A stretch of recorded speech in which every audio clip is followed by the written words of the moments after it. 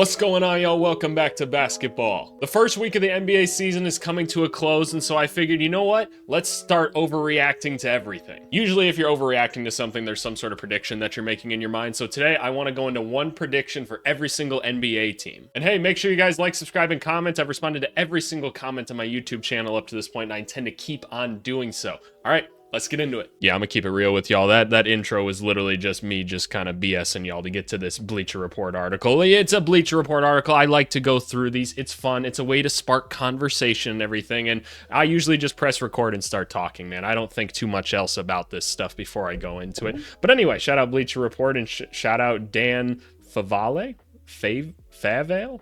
I don't know, but shout out to him for writing this. One prediction for every single NBA team going into this season. Haven't read any of it. Very curious. If I can make two predictions right now, let's make two predictions. Boston Celtics are going to be really good. Washington Wizards are going to be really bad. All right, now let's get into the actual stuff. The Atlanta Hawks, I see Jalen Johnson early on. What do we got here? Jalen Johnson will be the team's second leading scorer. Okay, let's think about this for a second. Trae Young is going to lead the team in scoring if nothing crazy happens this season. I think that's fair to say. Jalen Johnson being the second leading scorer, who else would it be? It's not going to be like Capella or Okongwu or anything like that. It's probably not going to be Hunter. Bogdanovich has been coming off the bench early for Dyson Daniels. So, no, yeah, it's pretty logical that Jalen Johnson would probably be the next leading scorer. I'd hope that we'd see him kind of get into that, like, 20 to 21 points per game range. I'm not sure that he's ever going to get the ball handling opportunities or like the shot creation skills to actually go out and get you that many points, but nevertheless, I think I don't think that's a crazy thing to predict whatsoever. The Boston Celtics, I see Jason Tatum on here. Are we going to say MVP? No, Jason Tatum comfortably averages a career high in assists. I feel like we're already seeing that pretty early on this season. I think something that the Celtics learned even on the playoff run last year is that Jason Tatum's a very good facilitator, and if you just kind of let him be the point forward on this team, because Drew and Derek don't necessarily need the basketball to succeed. And honestly, some of their best offense was when Drew was playing off ball and setting screens for Tatum. Tatum gets iced, he hits him for that little short roll or something like that, and Drew gets to operate in the 4-and-3 situation at the nail. I don't know. I think it worked, and so I feel like they're going to rely on Jason Tatum being a primary ball handler even more. Again, other people could do it, but he's really good at it. I always say Tatum's the all-star role player because he can do whatever you need him to do any single night. So shout out Jason Tatum. The Brooklyn Nets. The Brooklyn Nets finished with the league's worst record. I just don't think that they have that like untalented of a team. Like their team's pretty good. Also, like did Nick Claxton come off the bench in the first game? Like, did I see that correctly? I thought I saw that in like the rotation breakdown that I was reading. I was like, what? What's going on? So maybe they will then, if that's the case. But like they've got good players and like Cam Johnson, Nick Claxton, like Schroeder's a really good player. Like they got Cam Thomas to get him some buckets. Ben Simmons like is still probably a positive basketball player at the end of the day. At least I'd like to think so. Dorian Finney-Smith's nice. So I don't know. I don't think they're like that bad. I don't think they're as dysfunctional as like the Wizards. But if the Nets finished with the worst record, I wouldn't be surprised either. I just don't think it's like that clear. Like them, the Blazers, and then it's that's about it. Wizards, Nets, Blazers. That's probably who I would go and put at the bottom. Charlotte Hornets. Tajon Salon earns a rotation spot earlier than expected. I'm kind of curious about that myself. I'm not gonna lie. Every time I see him put the ball on the floor, I fall in love with this kid, man. The talent that he has and the level of coordination that he's shown already is awesome. He moves like a guard. He really does. That's like some Giannis stuff right there. And like honestly, he has a better like control of the ball when he's moving in comparison to like Giannis. I'm not saying he's gonna be Giannis. All right, I'm not saying that. I'm just saying really big, really strong dude that hasn't completely filled into his frame, and he's got like a big frame to fill into still, is putting the ball on the floor and moving very fast. That's what I'm saying. And the shooting's what's been interesting, because the shooting was pretty inconsistent overseas and everything, and then he came over here in the preseason and he was pulling them, and it wasn't just catch and shoot, and it wasn't just like in the corner, like it was deep ones. Sometimes he was hitting people with the jab, pull up in their face type things, and I'm kind of like, okay, cool. Tajon Salon, man, I said going into this draft, he's got the highest ceiling of anybody here. I just figured it's going to take a while. And I don't think he's been in the rotation early to start this season, and a lot of the rookies haven't, which is a little bit of perspective for you guys. This class isn't that good. You guys fall in love with them during the preseason and everything because they get some minutes, and they're playing against other like G Leaguers and other guys that aren't going to be in the league. Not the same thing. So anyway, no, I hope Tajon finds a way onto the court. Oh, Chicago Bulls, please let this be a good prediction. Please. The front office gets more than one first round pick for Zach LaVine.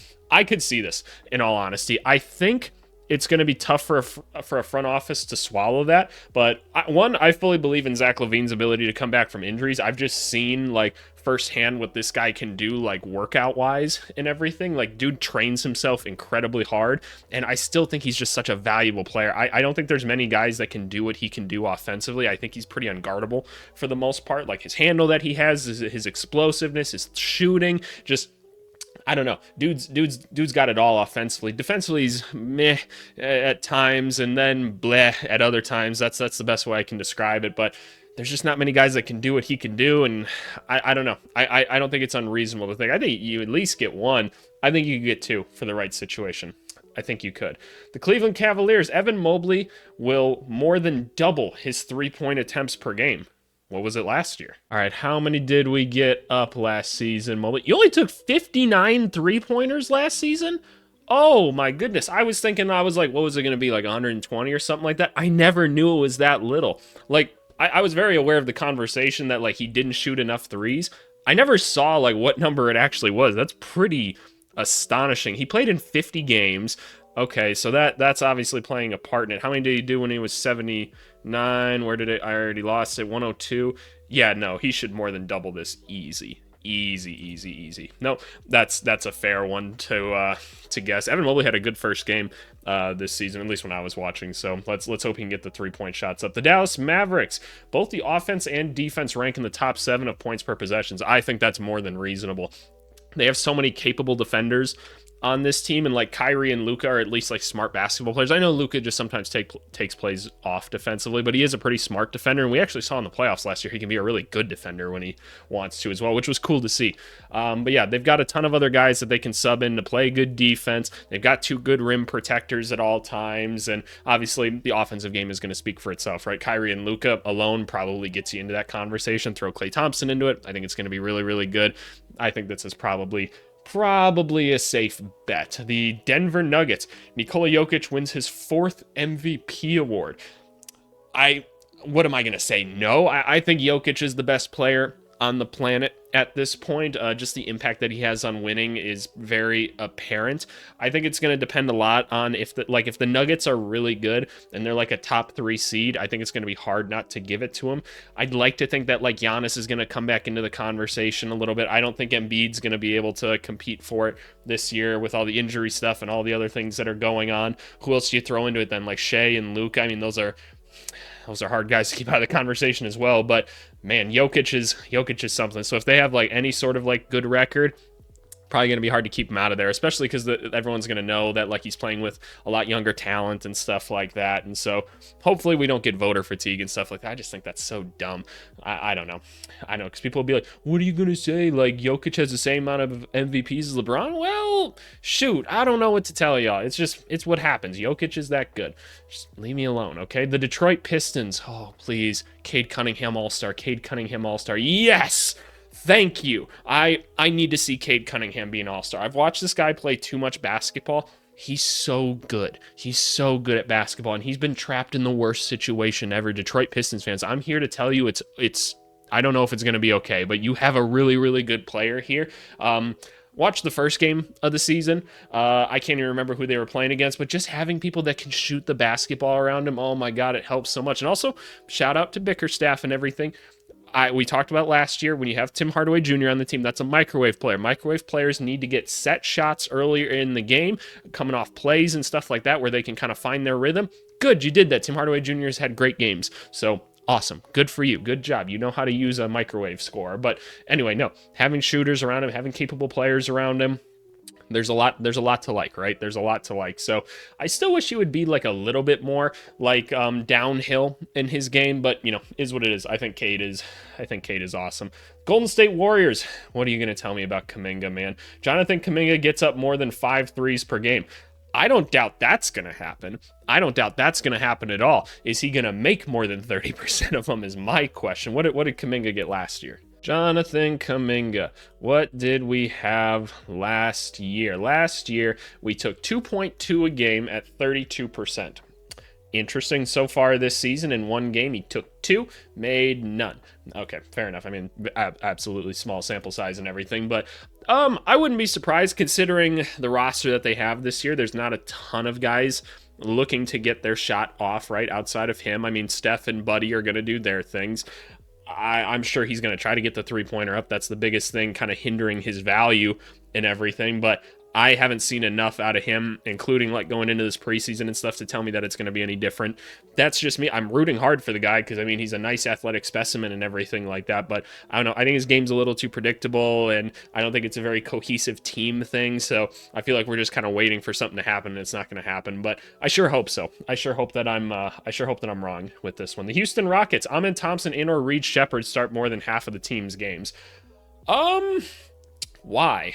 Why would that happen? Fred VanVleet is going to start, I think, unless somebody's getting up 30 points a game. I mean, Fred had such an awesome season for them last year. Jalen Green is, at times, their best player, so I don't think he's coming out. So then, what, you're benching Dylan Brooks for something, maybe? I think you can use lineups with Amen and Jalen Green and Fred VanVleet. I don't think that's necessarily a problem. I don't know. I don't think they're going to start that many games. If there's an injury or something, sure, fair enough. But otherwise, nah, I don't necessarily see it. I think Amen Thompson has a shot, and I think he's incredibly talented.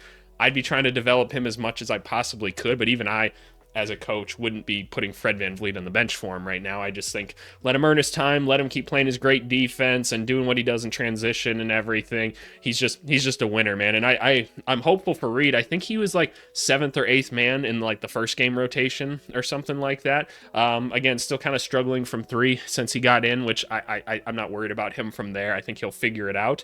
But early on, like Amen, maybe I could see it.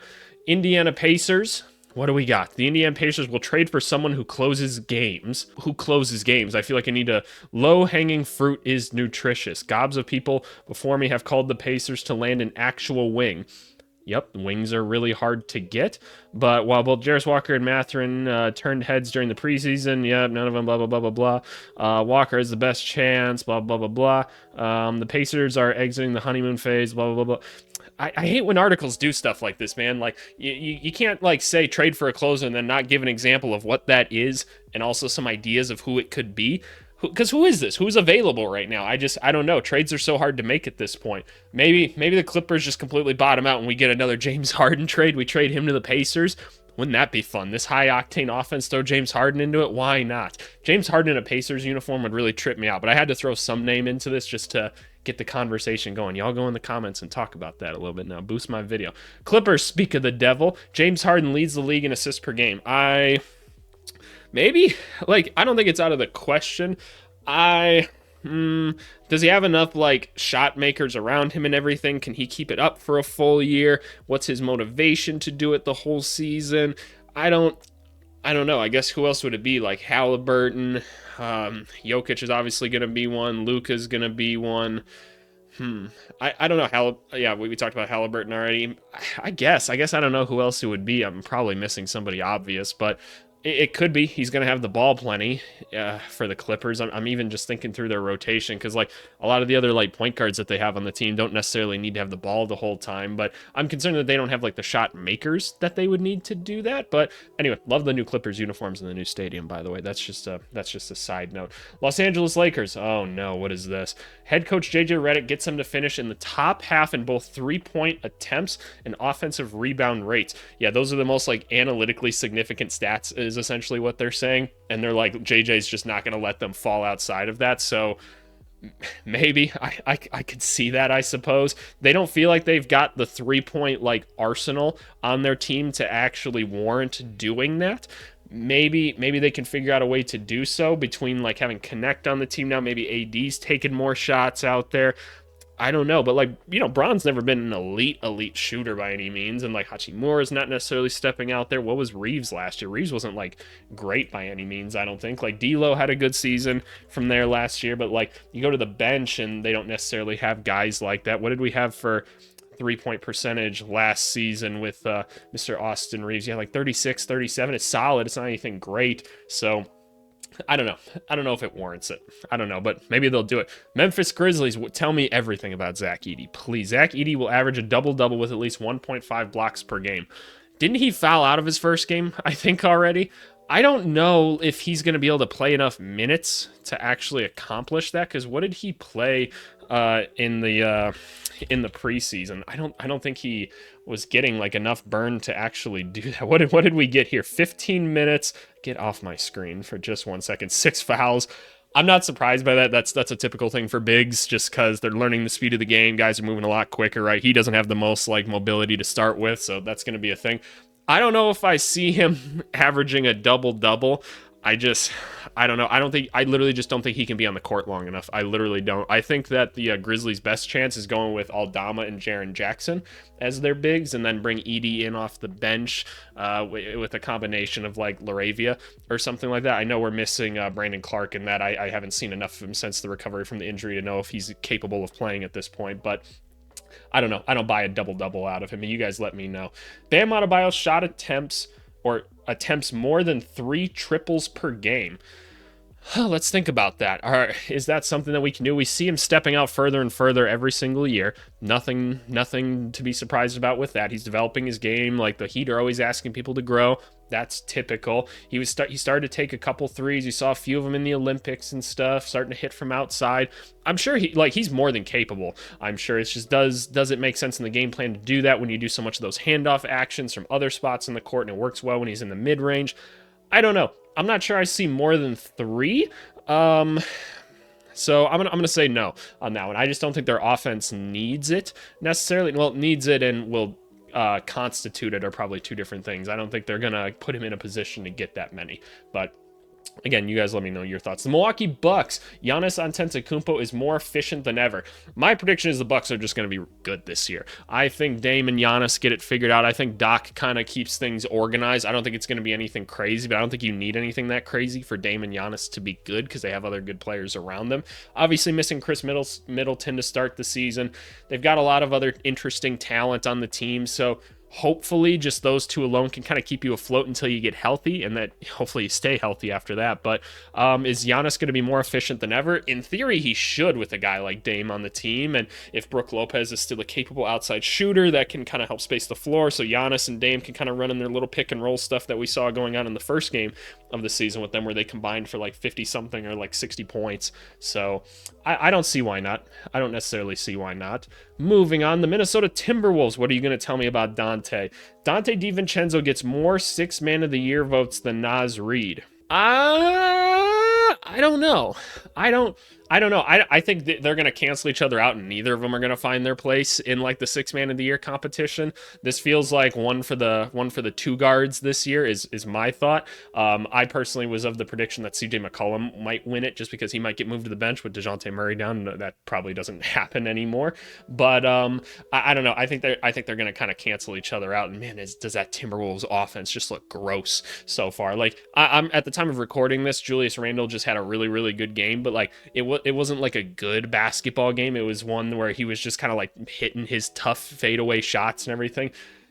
I know he's a good basketball player, but those aren't replicatable shots in a game. So I don't know. I don't really see it. I think Dante DiVincenzo is going to be a really big player for them, and I think Naz Reid will too. I just think they'll kind of cancel each other out in that conversation. New Orleans Pelicans. The recently extended Trey Murphy III will finish the season as a starter. That'd be nice. That'd be really, really nice. Are they going to move Brandon Ingram? I don't know. I was just talking about this with someone in the comments and everything. I can make the argument to trade Brandon Ingram, but you got to get something really good for him, because he's a really, really good player. Otherwise, I'd just try to make it work with the players you have, man. I really would. It's a shame that there's so many good wings on this team and other talent, but I don't know. I don't know how you justify benching some of the ones that you already have on the court. So I guess we'll see. I'd sure like to see Trey get a couple more minutes, though, here or there. New York Knicks. Karl-Anthony Towns sets a career high in 3-point attempts per game. I'm actually going to say no to this one. I think he's going to, at least for the beginning of the season, I think he's going to be too passive because he joined the team late. And I feel like guys that join the team late are trying not to piss people off and stuff. They're not going to take as many shots. And so I think he takes a little while to kind of find himself. I actually wouldn't be surprised if he just kind of picks and pops to start the season, and then he's just kind of moving the offense offense along and stuff like that. But I don't know. There's too many other guys that are like trying to get shots up on this team. So I don't know. I don't necessarily think so. It's not like the Knicks play at like a crazy pace either. So that's part of it as well. So no, I don't necessarily think so. Oklahoma City Thunder, they will win at least 65 games. That's a lot of games.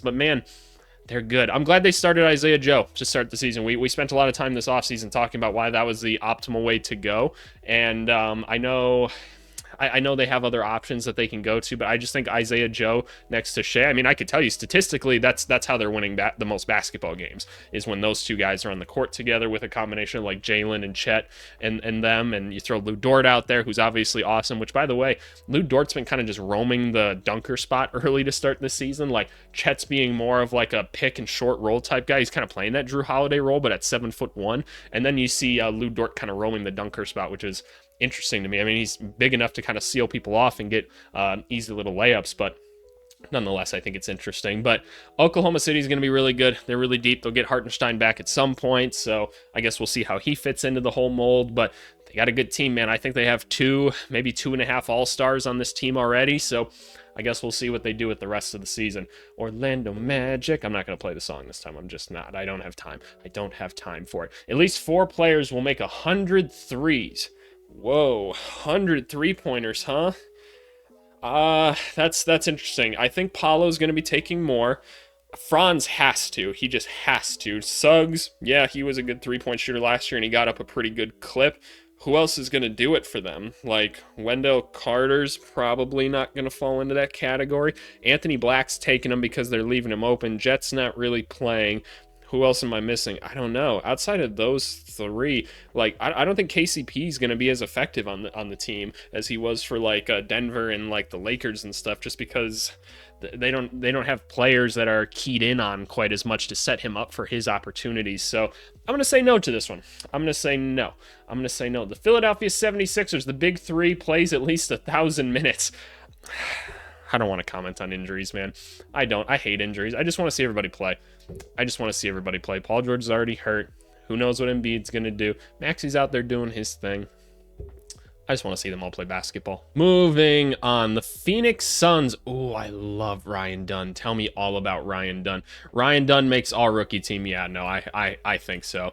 I really liked this kid coming in. I said that his offensive game was going to take some time and everything, but man, he's smart. What do we say in the pre-draft process? I'm like, what is he really good at doing offensively, and how is the only way he's really scoring points? It's by off-ball screens. He is mean, cutting back door and stuff like that. There's already been so many times I've seen in very few basketball games. Very few, and I'm talking one basketball game I've seen him play in the regular season, and he's cutting, man. That boy's cutting, and I love it. And they found him for a couple really nice ones, so I'm loving it. I think he's going to be a nice contributor to this team. The shot form actually looks pretty solid so far. I've heard the player development staff is actually pretty good in Phoenix this season. That's just a little insider thing that I've heard this year. Portland Trailblazers, the defense is league average or better until or unless they start making trades. What? The defense is league average or better until they start making trades. Okay, so they're saying they're going to blow this team up at some point this season, but they think they'll be pretty good defensively. They've got a ton of size and a lot of really strong dudes on the court, so you're not going to get a ton of easy buckets. I could actually kind of see that being true. I hadn't really thought about that. Just looking at the personnel that they have, are they going to run a scheme that makes sense? I mean, you have to have both in the NBA at the end of the day, but they do have a lot of like big, strong dudes out there, and they've got enough rim protection and stuff like that. They finished 23rd in points allowed per postseason last year, or per possession last year, blah, blah, blah, blah. The Blazers will be a lot better this season. Relax, okay? Just relax. The rebounding and thus bandwidth and possessions already appears on the ascent. Slightly more optimistic availability from DeAndre Ayton. That'll help. Robert Williams, we'll see. And Donovan Clingan, yep, he should be a solid enough defender. Kamara's really good. Jeremy Grant, yep, I'd agree. Healthy Shaedon Sharpe, please, a good one. Denny, yep, more size, smart player. I agree completely. Okay, I could see it. I could see that one. Sacramento Kings, Keegan Murray receives multiple out-of-market all-defensive votes. His defense is starting to look really good, isn't it? I love Keegan Murray. I've said I got really excited during the playoffs when I saw his ball handling and stuff. The first game of the season, it didn't look that great, the ball handling, but that's okay. It's first game of the season, and it was just a couple odd possessions that I kind of saw. But shot still looks good. Defense looks really good. There's not many people that are better at just doing like shuffling on defense than he is. Just kind of like that first little shuffle step to keep a guy in front, like backtracking and getting back in front of people, getting his chest out there, like perfect. Textbook defense. Really, really love it. Hope more people are paying attention to Keegan Murray with what he's doing out there. A little disappointed that he's not going to get the ball more this season from a development standpoint, but hey, Debo's got to get the ball, right? San Antonio Spurs, Wembanyama finishes in the top 5 of MVP, Defensive Player of the Year, and Most Improved.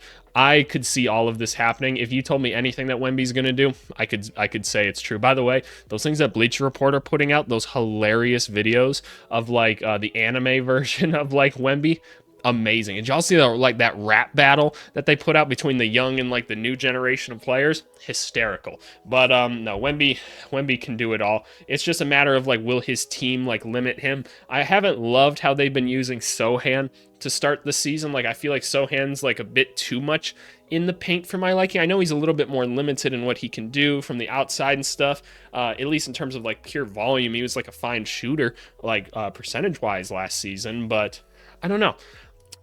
I think there's obviously still a long ways to go. Nova Cell is going to hurt them early on, and then like the bench is young and doesn't have a lot of shooters and stuff, so that's going to hinder him. But if they have any sort of success, he's going to be in the conversation for all of them. Toronto Raptors. Scotty Barnes joins the 25-8 club. Could I see this? Look, their bench is pretty rough, right? The bench for Toronto is pretty rough. So they're going to rely on some of the other guys like Scotty, RJ, and Quickly. So yeah, no, I could see it. I think they're going to give him the ball a lot more this season too, especially because Quickly isn't the most demanding of it, and neither is RJ.